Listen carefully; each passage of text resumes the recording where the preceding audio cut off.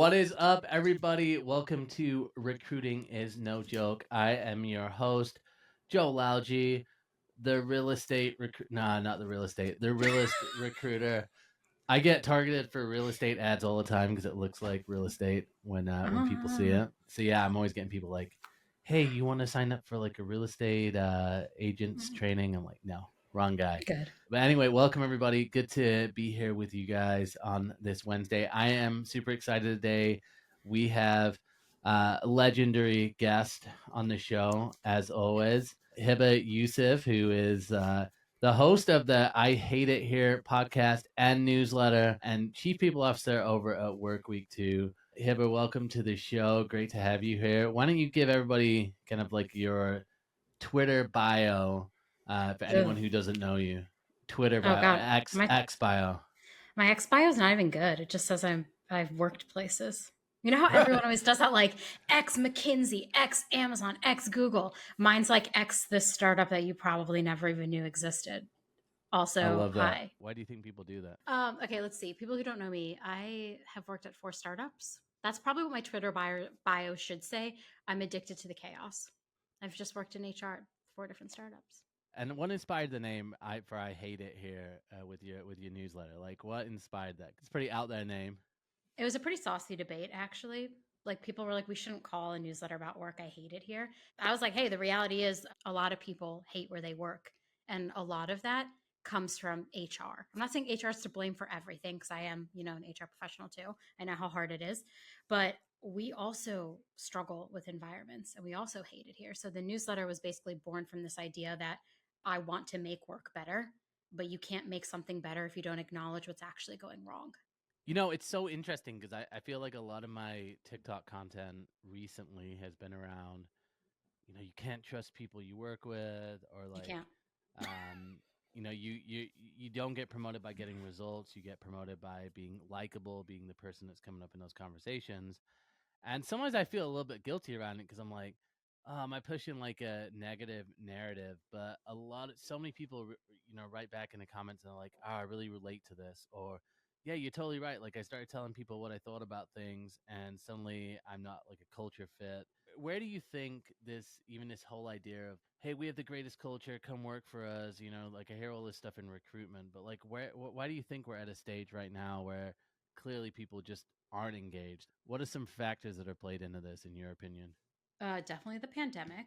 So, like, the pandemic basically, while I thrived, I'm like an extroverted person who somehow thrived in a pandemic. I did great. I Just just got to locked in, just lots of phone calls, did Zoom lots of calls. phone calls. I did a lot of mental health girl walks. Like, I did a lot. But I think the pandemic basically exposed a lot of problems with work that we weren't quite cognizant of because we were all in person thinking all the actions we were doing were actually working. And then we went remote, and it's like, we're not good at connecting with each other. We're not good at communicating. We're not good at decision making.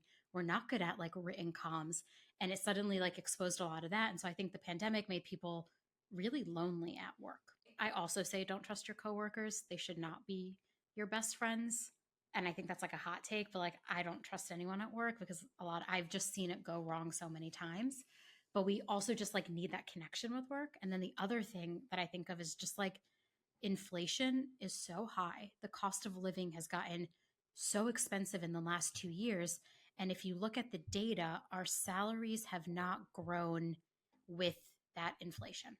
Well, correction, our salaries haven't. Some salaries CEO, have. CEOs, so here you go. CEO salaries have, they're the Yeah, highest they've ever been. they're Stock doing all right. buybacks, yeah, they're doing great. Average people, I'm looking at the cost of eggs and I'm like, wait a minute, why is my grocery bill two I know. times what it was 2 years ago? I know. And my It's salary is crazy. going up 3%. 3% doesn't even cover that. And so it's just tough because I think it became very clear to people. We had always known it, but it became very clear in the last few years that companies really do care about the bottom line and making profit. And unfortunately, that means like we as workers don't get paid as much, which is terrible. I think part of the issue I see, like where HR and recruitment even come into play with this, is like I started in talent acquisition about a decade ago, like kind of so right at the start of like this last boom that we had where it was just always everyone's growing, Can't remember a time where it was easy to recruit people until this last 2 years because there were more people on the market. But the whole time I started, it was like it's just people infatuated with great culture and like a lot of words that say you're a great place to work. And I can't help but think that even this focus on culture, it's almost created this wild expectation that people have. And I think a lot of people do, particularly like I would maybe think people who haven't been laid off or haven't experienced what we're experiencing right now, almost create like an expectation that like working at a company means that the company does care about you as a person. And companies have tried so hard with this too, like, hey, you could be your true self at work. You could do, we want you to come to work, and we're inclusive. We create comfortable environments for people, whatever that narrative is. But then it's like headline after headline after headline, layoffs, automation, AI, streamlining. How do you think companies, even from like an employer branding perspective, like how do you approach putting out real messages, and like how do you counteract this idea of like perfect place, we care about you more as a human than profits, balanced with the truth, which is we care about profits? Like, how do you actually work that out? Oh my God, what a loaded question. Give us a solution. I could rant about this until I'll be on my deathbed being like, you know what I hate when people say they have great culture. Like, no, but the truth is like culture, great culture means something different to every single person. Again, back to the bottom line, companies have to make profit to continue to exist. They have to make money for their investors. Do you think we talk about this enough? Do you think companies talk about this enough? No. I honestly wish if people, when they were laying people off, had just been honest about why they were doing the layoffs. Well, they As did. They had harsh. that one CEO that cried. He was pretty honest. No, my God, that was so whack. Sorry. That's in my welcome email. Like I am so over. No. If people had just honestly said, and I've not seen a single CEO do this, and I don't know if anyone will ever, but if people said, hey, we have to show our investors that we are making money, that they're going to get a return on their investment. So unfortunately, we overhired a lot of you, and we're going to have to cut a lot of you to prove that we are profitable. It's really interesting when the video layoffs were rampant. I remember one company that had somebody laid off, and they recorded it. And it's so funny when I went to that company's website, the culture page led with inclusive environment and comfort, and like so like all this jargon. But then the CEO's rebuttal to the recorded layoff was like, well, it's a sports team analogy. You could be Aaron Rodgers, but if you're on the wrong team, if you're playing for the Bears, it's just not going to work out. And I'm like, look, I actually am okay with that, but why isn't that on the culture page? Like, why don't you say, hey, we're cutthroat, we're ruthless, we care about profits? Like, why not lead with that instead of, this other stuff, which is just they're putting out? It's so funny when people ask me, like, what's a company that you admire that has a good culture? I always say none. Whatever they are telling you on their company page is a lie or it's an aspirational thought. You want to know what it's really like? Go to LinkedIn and see what the people are saying. Go to Blind and read what's happening there. Go to Glassdoor, even though all that weird, icky stuff with Glassdoor deleting reviews for employers. Well, it's like fishbowl now, right? It's kind Yeah, of the Fishbowl. Go yeah, to yeah, all of those and actually read what it's like because a lot of times that page is an ideal state in someone's delusional mind. And it doesn't mean they're intentionally misleading you, but it does mean that that's like not potentially what the reality is. Reddit, there's no hiding the truth. No. Like it will come out. We're gonna look at a couple of instances, what's going on with some of these companies, what some of these companies are up to, and I want to get your take. And as you guys know, I want to try and keep this around stuff that's going on that's fairly recent, that's kind of trending, and then we'll get your take on what's going on. So I'm gonna share my screen here. So this first one is from, I don't know if you follow this account on TikTok. This is the Elite Recruiter. I need to. Um, and we've chatted before. Elite Recruiter actually works at Corn Ferry as running the AI recruiting. Is she's been a recruiter for 20, 25 years, like super successful. So I want to get your take on this latest trend that is going on. Mouse wiggling was last week. Now we're on coffee badging. So this is what people are up to these days. Guys, have you heard of this term called coffee badging? It's the new trend that's happening because of the return to office situation. So The bad basically, return people office are situation. swiping their badges to show up in the office just long enough to have a cup of coffee and attend a meeting or two. And this way, they feel that they are putting in their face time in the office. LinkedIn took a poll of over 1,500 people, and 19% of those users say they were still coffee badging to work. That means that when they get swiped, their employers are keeping track of these badge reports to see who's coming and going from the office. Basically, this is the employee's answer to hybrid or return to office situation when they actually want to be remote.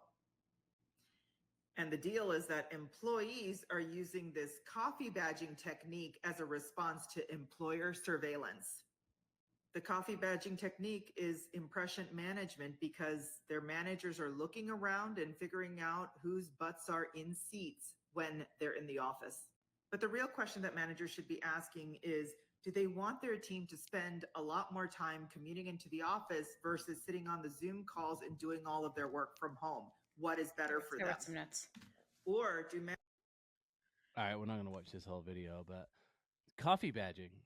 What are your thoughts on this? Like, why? It's kind of like this mouse jiggling thing. Like that news from last week was Wells Fargo had fired a bunch of people for mouse jiggling, but it's the same idea. Like, why are companies holding on to this idea of like being at a certain place or like being in front of your desk matters compared to results? Like, shouldn't results just matter? Like, why are we kind of defaulting back to this? Do you think? I could also scream about this till I'm blue in the face. One, why does anyone care where anyone gets work done as long as the work gets done? I'll call my direct report. We'll strategize things on a walk. I'm walking to a fitness class. She's walking to do an errand. We'll talk about things that need to get done if we don't have time during the workday because we've been doing so much. We'll just call each other.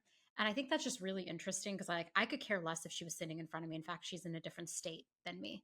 And I think we've spent so long looking at people and thinking, oh, if I see what Joel is doing, if I see him typing away, he must be doing value. He must be adding value.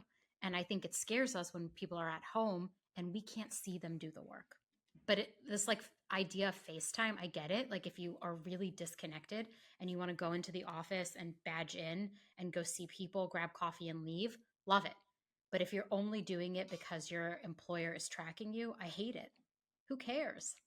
There's only two reasons you're doing that. You don't care about your job. You're not engaged, right? It's not anything to do with really whether you could do your job, but you're not engaged and you're cheating the system, or you've actually got your work done and you have literally nothing else to do. And this is why I've always thought like some people are just more productive. Some people are just better at doing a job. Then there's not much you could do about that. And so it's like if you're actually performing and getting results, you're just mouse jiggling or you're coffee badging for 2 hours a week. It doesn't make sense. But what I don't get is I've asked this question again. I'm going to share my screen again. I asked my network, and I've done this poll a couple times, and this is what it says: more companies are returning back to the office in 2024. I want to get a pulse on where my network stands. And so you saw it like LinkedIn. They did a poll, and they polled 1,500 people. Look, we're getting 5,000 results. This is not nobody. It's 5,000 people in 2 days have voted on this, and it just says, "What's your ideal work situation?" Only 5% of people say in the office 5 days a week. 38% said hybrid, and still 57. So it's almost 60% of people are saying fully remote. So just even looking at this poll, our company is just making a grave mistake right now with just not listening to people. I mean, this is just so clear. Like, are they just not listening to people? And how does this help with engagement? I guess walk me through like HR's mindset and like how they can approach even with leadership and have these conversations to be like, guys, this isn't a sign of like good people or bad people. This is just people who are unengaged in work right now. I think like the first question I would ask any executive who's be like, I demand everyone come back to the office, I'd ask why? What are you aiming to gain out of it? And if they can't answer that question, I would say don't do it. I think a lot of companies What are do you think people CEOs do? Well, like, what do you think the reason is? commercial real estate because office leases are so expensive and they oftentimes are hard to break. I worked for a company a few years ago. We were locked into a 13-year lease. It was near impossible to break out of. So now you're saying, you're telling a CEO, we're spending thousands of dollars, especially let's say you're in Manhattan. My God, the rent there, absurd. So you're spending, let's say, 70K a month on rent, but nobody is coming into the office. Their first response is going to be, okay, well, let's get people into the office. Let's Yep. force everyone back. We have to prove that that budget line item is worth our time and our money. That's the first part. I think that's why a lot of CEOs are like, I have to do something. I can't just let this office sit empty. So do you think that a good strategy would be just to tell employees that and say, hey, look, we've made an investment in this. You're part of this company. If you want to be a part of this company, we need you in here because we need to make this worthwhile investment. Kind of going back to what we're talking about. Should you just be honest and open about that? Yeah. I know this one company, I cannot share the name, but they are very they're very big, and they wanted their employees to come back to the office, so they decided to start turning it into like a gamification where they said, "Okay, if you come back to the office, we'll let you vote on what snacks that we put into the kitchen." And it actually became an engagement tactic because the employees were voting on the snacks regularly, but the funniest thing is no one returned to the office still. A couple of weeks ago, Dell was like, they had made an announcement maybe 6 months ago where they were like, okay, all remote workers, you can stay remote, but you're not going to get promoted. And they thought that that would be enough for people. And I think it showed backfired. It was like 90% of people just stayed remote because they didn't care about the promotion. So it's just like, I was like, okay, so what I would do is I would literally quit doing my job, perform super low, and then just go to the office and be like, hey, you told me all I got to do is go to the office. Can I be promoted now? You're better than me. I would just like do the bare minimum. I'd be like, "Oh, I have to get promoted." Nope, I'm good. Yeah, It's do the it bare minimum in the office and you get a promotion though. And then we have Patagonia as well. They just had like they forced 90 customer service people like, "Hey, you either are going to come in or you lose your job." Looking at it, maybe that's a decent approach in it, but one thing I never hear is like I hear a lot of other people talking about commercial real estate, but I never hear the leaders of companies just saying like flat out, "Hey, last couple of years we made huge investments into the office. Now we need to make good in it. This is part of being a company." Like to me, that would actually be a better strategy instead of saying, "Yeah, it's all about collaboration," or they always try and make it about you, right? Like, "Oh yeah, it's so you can get close to the team members." But if that's not the real reason, why not just say, "Hey, this is about commercial real estate"? I don't understand why they wouldn't say that. it's just so obvious too. Like there was a report, oh, it was like 3 quarters ago. I should have saved it. It basically talked about how like the next bubble potentially could be commercial real estate, and how a lot of banks were reporting like their stocks dropped because all of the banks had invested in like commercial real estate. It was like a stable investment for how many years, right? People had to go to an office, and how people were worried. Even in DC, where I live, they were doing reports on traffic, businesses, trying to get ways to get people to come back to the office because the local economy was suffering. I've heard that a ton of times too. Like it's mayors of cities, or like we got to get the commerce around the city going on. We got to get people back to the city. But the rest of us, we just spent the last 4 years at home doing work. It's mind-boggling to me that they would say come back to the office. They've proven like the office is actually like less inclusive for people of color. Like there's this brilliant report about microaggressions experienced in the office, and when we went remote, microaggressions went down because people couldn't just like randomly confuse you for somebody else in the office or say things that they shouldn't be saying on Slack because they were thinking with their brains instead of their mouths, which is what they do in their person. So I just think like the office is just not an inclusive place for anyone. And it's not an experience that's like built for the new aged worker to actually get good work done. I think the topic it's funny because people are like, oh, the topic. Why are we talking about this again? And the reason I think it gets brought up is because it's still a real thing. And even that vote on there, which I showed, where it's like 60% of people, that's what they want. If I'm thinking company wise, and I asked a bunch of HR leaders this maybe a month ago at a dinner with a bunch of them, and I was like, obviously, right now it's an employer market for corporate jobs, like the in office jobs. So I think people are willing to do more. But like, what's the long term strategy here? Like, are you by saying we requiring people to come in even hybrid? Are you at risk of when the market changes and suddenly there's more people hiring and there's more of a positive outlook? Are you just going to have the great resignation 2.0 where one set of recruiters reaches out and goes, "Hey, we got fully remote work." Suddenly they're filling these positions quickly, and these other companies are losing people because they're trying to get them into the office even a couple days a week. The look on their faces, they were like, "God, I hope that does not happen." And I'm like, I don't see another way of it not happening, and they're like, well, it's kind of working right now. And I'm like, yeah, because they're afraid to leave their jobs right now, is what it comes down to. They're reading layoff after layoff and looking at people like every day on LinkedIn. I read these like heartbreaking posts that are like, I've depleted my savings, I've depleted my retirement account, I can't get a job. And like, those like literally break my heart. Cause I'm like, I wish I could help these people so badly. And then I'm like, okay, well, people are seeing that. They're seeing that happen. And they're looking at their employer being like, come into the office 2 days a week. If you were to ask me, like, be unemployed for a year or go into an office 2 days a week and fake it until you find a remote job, I would absolutely, anyone would pick the regular paycheck. So I do think like when remote jobs, when it turns again, and it will inevitably turn, this is like the never ending cycle of who has the power when. I think a lot of people are going to leave for fully remote jobs, and the companies that have embraced fully remote and have figured out how do we work well together and build connection and do async communication and make decisions remotely and still have everyone be on board and aligned, those are going to be the winners. They are going to outperform every other company. Yeah, 100%. And look, it's going to happen at some point here, and I don't think it's going to happen like super quickly necessarily, but we're going to start to see it. A couple times in the last couple weeks, I've talked to a number of people who are at companies that are growing, and I'm like, oh, it's good to hear that there's some more growth going on. Talking about layoffs, I just heard today, I don't know if you saw this, Intuit. This is an interesting one right here. They said they're going to lay off 1,800 people. They're also going to hire 1,800 people. Internal mobility might not be a Jesus thing there. Christ. But basically, they're saying that 10% of the workforce are going to lay off in underperforming areas, and then they're going to be hiring in like engineering and product and all of this stuff. But it seems like again, there's a massive. They're kind of blaming it or pointing the finger at AI and automation for this. So, how much are you hearing about this, like just with HR in general, the leadership at companies?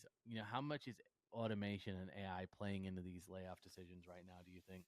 It's definitely a factor, Yeah. I think. I think them using the wording they're going to lay off underperformers is very interesting because my brain instantly goes to, well, are your performance reviews equitable? Are those people really underperformers, or are their managers bad managers? Right. And they don't know how to coach them. It's like that was my first thought on this. I think AI is going to be a conversation that we're going to have every single day, probably for the rest of our lives. People are going to find a way to reduce the cost of hiring a full-time employee, which includes their salary, their benefits, all of that, the taxes your employer pays on you. Like, people think that, oh, I only cost my company my base salary. No, you cost your company your base salary, all your benefits, and we pay taxes on having you as an employee. And potentially we pay like 401k match, all that benefit stuff. So Do you I think think people are, we're going to see more kind of gig economy fractional? I mean, I'm hearing people all yeah. the time that across roles, like I see it in HR, I see it in talent, I see it in marketing, sales. Seems like a lot more people thinking that way. Is that just a trend that we're going to continue to see as well? Yeah, I think we're going to see like the AI and gig work are going to slowly potentially eat up more of like what I consider our full-time employee market share. So right now when you think of like traditional employment, you think of like full-time employment. I think in the next like 5, 10, maybe 15 years, we're going to actually see that like the majority of people are not your traditional full-time employees. They're going to be more people that are gig workers, more people that are fractional, and then more roles that are being outsourced to AI to do. Which is so interesting then, because then it's like that, then it all becomes about productivity, right? Like I know Yeah. I run my business. I've got a number of clients that I work with and do content with and all this other stuff. And it's always based on results. Like none of them are like, hey, how many hours did you spend making this video? They're like, I don't care. They're like, how many views did it get? How many impressions? How many people click through to buy our product? Like that's what they care about, not the time that works. But that's what's really interesting is like that's the way things are heading. And yet, kind of going back to that last point, there's still a major emphasis on where and how much time and all of this stuff. The last news we're going to cover here, this is a big one. This is more with our talent acquisition friends. But there was a huge merger between Career Builder and Monster, which everybody's heard about. I thought in my kind of like mocking LinkedIn style, I would just see like what their market share is with my LinkedIn network. And so I just asked, what's your number one place for applying to and finding jobs? And I put Monster and Career Builder on top. So that's product placement on top. gave them a head start, and I said, Monster Career Builder. Guys, for anyone who's listening, I put a poll up on LinkedIn. I said, what's your number one place for applying, number two, and finding jobs? Monster and Career Builder was number one. LinkedIn was number two. Indeed was number three. Then other, please comment, which some people did. And you can see we got Sonia here commented Google, Careers24, Glassdoor, Idealist.org came up for nonprofits, Flex Jobs for remote jobs, Jobs.gov for government jobs. No ZipRecruiter in the comments, surprisingly. But yeah, no, when we look at the results for this poll, which I've got the results shown in the video, 1% of people said Monster Career Builder, while even Indeed got 17%. And of course, it's a LinkedIn poll on LinkedIn, or it's a LinkedIn poll, so I take that into account. But 76% of people said LinkedIn. So I'm curious from your point of view, Monster Career Builder, like what do you, that was like big news, but you were aware of people using Monster and Career Builder still? Like, yeah, what's your thought with this big news?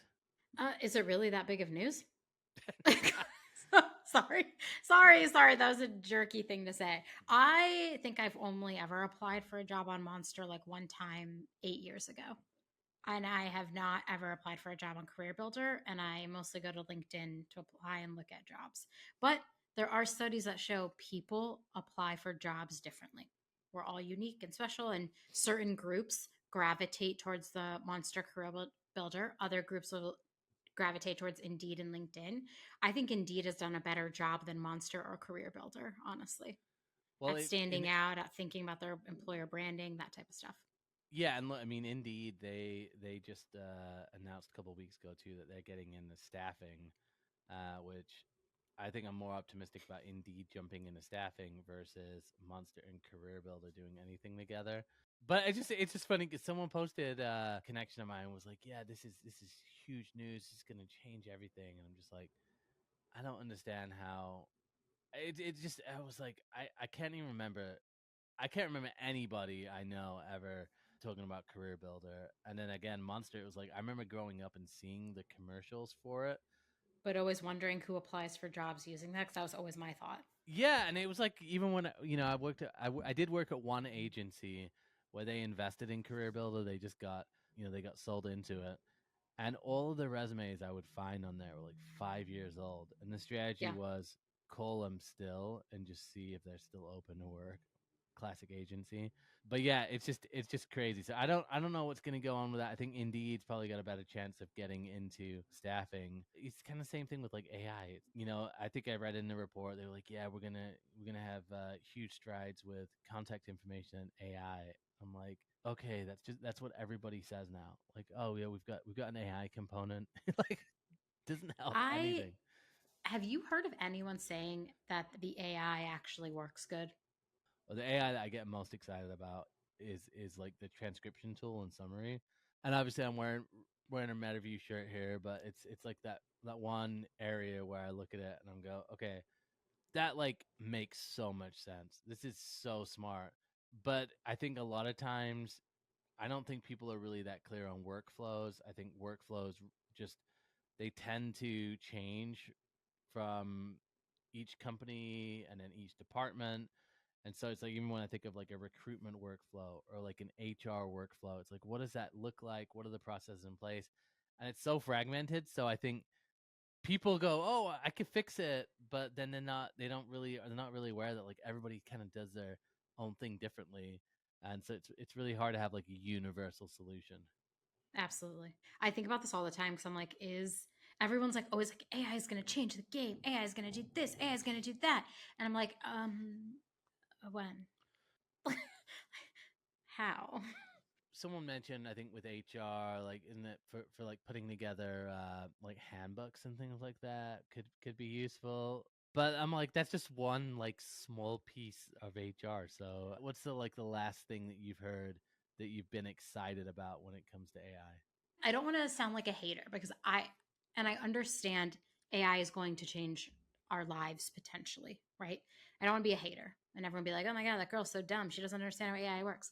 But I'm just like so critical and hesitant because HR and recruiting is so nuanced that I'm almost like any sort of AI tool we use potentially could miss the mark on something really important. Yeah. And then all of those learning models are all trained by what's out there.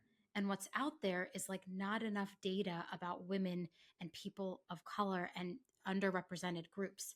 There's this great book called Invisible Women that I tell everyone to read. And it's about the fact that there's a lack of data about how women experience things in the world. The best example is the Hollywood heart attack. When I say heart attack, what do you think of? You think of, oh, clutching of the left arm. I'm having a heart attack. That's how men experience heart attacks. Women experience heart attacks differently. It feels like low grade anxiety, a little tightness in our chest. But all the medical textbooks are usually written about a 6 foot, 190-pound man. So we have this lack of data out there just about women in general. And we're training all of these AIs on everything that's out there, but everything that's out there is not representative of the experiences we're having. And so I tend to fall on the more critical side of AI. And maybe that's like something I should unlearn and work on professionally. Because when someone tells me, like, oh, use AI for that, I'm like, I don't really know. Using AI for handbook, excellent use case. That's draft one. Using AI for internal comms as draft one, excellent. Using AI to script a potentially difficult conversation, draft one. It's I think excellent for it's doing a lot of the draft one work draft one, to me. just like it would be if you were, looking up something on Google to, hey, I'm going to look for some stats, right? I think that's what I've kind of come to is like the difference between AI at this point and Google is AI, you could just ask it something and it will give you an answer. But the problem is it won't give you the source for the answers versus Google, where it's like you ask it the question and then you get hit with ads. I mean, now they're adding their AI in there as well, where it will give you the answer, and it's kind of nice in some ways because it will give you the source. But regardless, it's like you still have to go to the source, and you still have to figure out, like you said, where's the data coming from. And when I think of like Google, you almost whatever question you put in, you always get almost kind of what you thought already. So it still requires people to like have a baseline knowledge of something to make sure like, hey, I asked it the right thing to get. You kind of have to know the answer to get the answer. That's the way I've kind of come. You want to make your workflow better, then you got to know what your workflow is, and you got to know the areas. You still have to have a knowledge in there, which is, I think the piece that doesn't get talked about enough is like what knowledge do you have to have, or like experience or knowledge of, like you said, like the limitations in the data. Like you have to know that in order to do it. So it's good. It is good for like the drafts, but I think the sad thing is everybody's just looking for a lot of times people will just use the draft because they're just lazy, and that's the danger. Yeah. Yeah, you got to edit those drafts. And sometimes, like, ChatGPT cites the wrong things. So many people on Twitter are like, I asked it this, and that was like categorically incorrect. And I'm like, well, again, exactly what we said. Like, you have to kind of know the answer. Like, if I'm rolling in there and I know nothing about HR and I start asking it questions, I guarantee you it's going to come up with an answer that potentially actually isn't right for isn't the right solution for what I'm dealing with. Yeah, it's huge. What events are you excited about for the rest of the year? Where are you going to be at? Give us a little rundown of what you're up to for the rest of the year here. Oh man. Okay, what am I up to? I'm gonna go to Wreckfest, which I'm Hey, excited we're about. gonna I've meet never in real been. life. Let's go. Yeah. Okay, I haven't been. I'm so excited. So I'm gonna potentially speak. That's a big deal too. I think I'm just moderating a panel, honestly. But I really What wanted to stage? go. What stage are you on? No idea. I'm still trying to ask the person to help me figure it out all the details. I'm a little chaotic when it comes to my planning. The fact that I'm even emailing like this far out, asking like, what are the details? I got to fly back. I have a concert in DC that night is rare for me. So I'm still figuring things out with them. But I'm going to be there. Cool. I'm going to be in Europe in the fall, but not at anything big. Just like working with some people to get some leaders in the room and chatting with them on stuff. That's really it.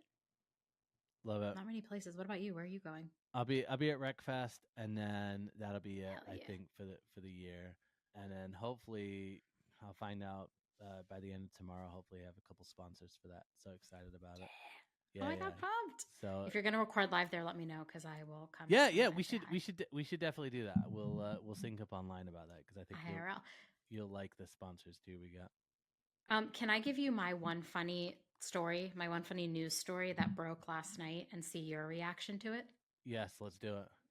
Okay, it's not recruiting though. I'm just going to read you the post. So I have it up on my phone.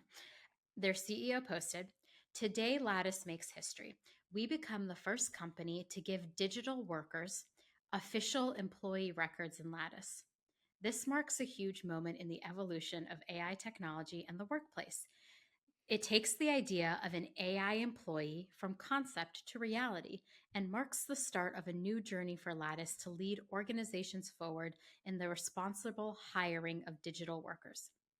With Lattice's people platform, AI employees will be securely onboarded, trained, assigned goals, performance metrics, given appropriate system access, and even a manager." I'm really confused right now. What? What's an AI? What?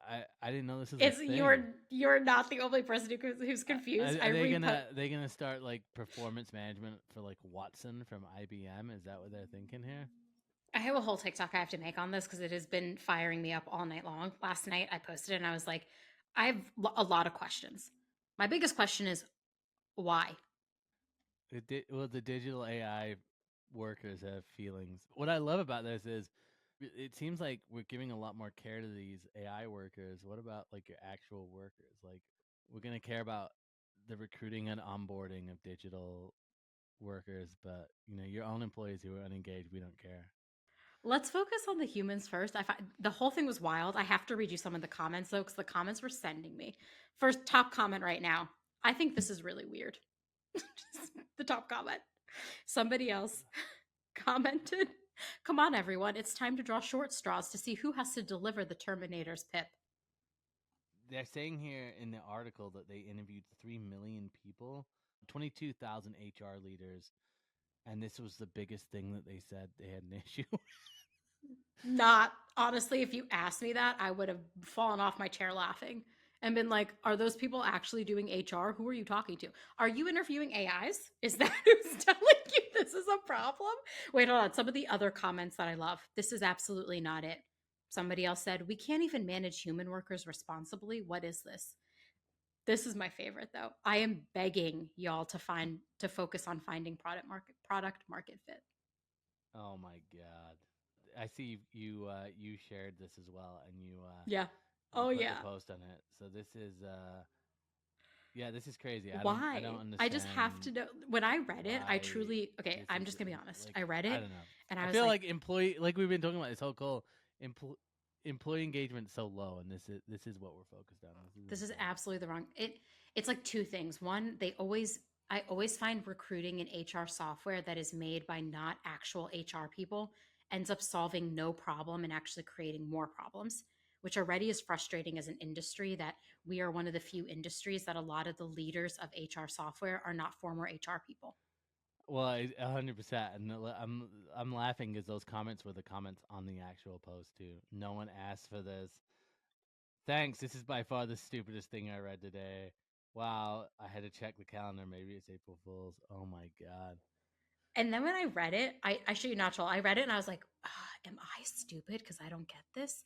I truly was like, oh my God, I'm not as smart as I think I am. Maybe this is a real problem. And then I read it one more time and I was like, what the fuck? It's like we're leading the way. You're leading the way because nobody else cares. No one's trying, no one's doing that. Oh my god. I Like how just, many people have AI employees even? Like it cannot be something that is just going on all over the place. I'm like, what are you going to do when someone starts flirting with the AI employee? What are we going to write them up for inappropriate behavior? For chitty chatting with the AI bot Ryan from accounting? Like, This one escaped under my radar somehow. I can't believe I didn't even see this. I should have sent it to you right away because I truly was like, what in the fucking who said this is a great idea? Whoever said that needs to just no. I don't think anyone said it was a great idea. It was that also then Sherm deciding that they were going to drop equity from the DEI thing on Black women equal pay day was yesterday. And then Sherm being like, we don't know what to do with this. We're just not going to do anything with it anymore. We are up for time here. It has flown by. We've kind of gone back and forth with the schedule a couple times, so I'm glad we're able to make it work. Where can people find out information about you? Where can they connect with you? Oh my God, LinkedIn is where I spend a lot of my time roasting people. My content is mostly me making jokes. And then they can subscribe to the newsletter. It's called I Hate It Here. You literally Google it, and Taylor Swift's song now comes up because she ruined my SEO. But I am the second thing you can sign up for. I did see that today because I thought I hate it here, and it was like Taylor Swift came up, and that's She just the last couple decided to months. write So the you got worst tailored. song ever. And it's a terrible song too. It's a song where she's like, I would go back to 18 whatever without the racists, and everyone was like, what the fuck's wrong with you? Why'd you put this in a song, girl? So I was like, not only is it my least favorite Taylor Swift song, it also wrecked my SEO. So she, whatever. You I got it, hate it yeah, here. but you know what? You have it. It's cool in some ways because you have it where it's like, I think you're the first image, and then she's the second image. So I should you out imaged her. That's pretty awesome. Taylor, if you're listening to this, girl, let's talk. You and me. You hate it here. I hate it here. Hit me up. Yeah, No, but you guys could tag team on that. You could have her, give her all her expertise in AI, people I could, management. yeah. That'd be perfect. I should ask her, are you giving your AI workers a digital record in your HRIS and tracking their performance and giving them feedback? I never knew this was a thing, so I just cannot believe that. Like, it's so sad that out of everything, nothing like, hey, how can we improve candidate experience? How can we improve? No, we got to make sure the AI employees are happy because that's what matters. It's just so funny. It's so funny. We got to make sure they don't turn into the Terminator. It's We're gonna worried be about Skynet. it's gonna be a keynote at every conference we go to for the how to make sure your AI employees are happy, and everyone's gonna go, yes, I've been wondering. This is the future. I literally am just like, this can't be real. You all can't be doing this to my industry and making us look a fool. Everyone loves HR, so I think we all know that that's not true, but it's okay. We're recruiters are like even lower, so it's like HR hell or recruiting hell. Which hell is worse? I think there's a special place in hell for people who are mean to recruiters because I'm just like, you're kidding me. These are literally the experts and are going to solve your problem with a talented person. And people who choose to be nasty to recruiters, I'm like, you're stupid and you deserve to make a bad hire. Although there are some kind of crazy recruiters out there, so I'll give some of the candidates that feel bad. I totally get it. Well, we can find you on LinkedIn. We can find you with the newsletter. Anything else you want to announce to the hundreds of thousands of people out there? I might start making TikToks. You can follow my unhinged thoughts there. It's, oh God, it's so boring. It's Heba Youssef. Really did not get creative. Am I supposed to be creative with my TikTok handle? Yeah, the realist recruiter. That's how. That is actually the best. I mean, I was going to go with Heba Hates It Here, but I didn't want to be that much of a hater.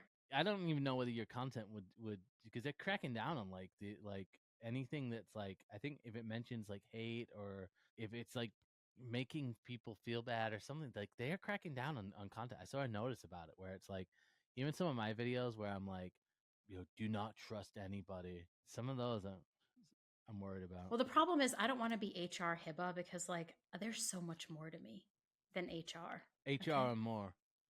There's so much more to me. There's pop culture, there's music, there's basketball. Yeah, you got not just HR. That's what I love about TikTok is you can just put anything up and it will find the right people. So, all right, so we'll find you on TikTok, guys. If you want to reach out to Heba, I just always say let her know that you heard her on the podcast, and then just be patient because she's not sitting around on LinkedIn like me all day. If you want to be a guest, you want to get involved in the podcast, go to www.therealistrecruiter.com, subscribe to the newsletter. If you want to be a guest, reach out to me, DM me. Happy to have you guys on here. And stay tuned until next week. I'm sure there'll be a bunch of amazing stuff going down, like Career Builder merging with ZipRecruiter or something. Something's going to go on like that. But we appreciate all of you guys. We will talk next week. And Heba, thank you again for your time. Anytime.